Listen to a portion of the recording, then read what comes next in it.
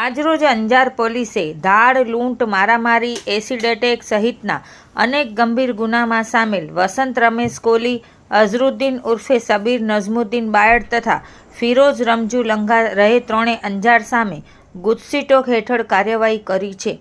આરોપી સામે અંજાર પોલીસ મથકે વિવિધ ગુના નોંધાયેલા છે, જેમાં વસંત સામે દારૂના 10 ગુના નોંધાયા છે। ઉપરાંત 8 જેટલા ગંભીર કેસોમાં તેની સામેલગીરી છે, તો અઝરુદ્દીન સામે દારૂના 15થી વધુ ગુના સાથે 4 ગંભીર પ્રકારના ગુના નોંધાયેલા છે, જ્યારે ફિરોઝ સામે 4 ગુના નોંધાયેલા છે।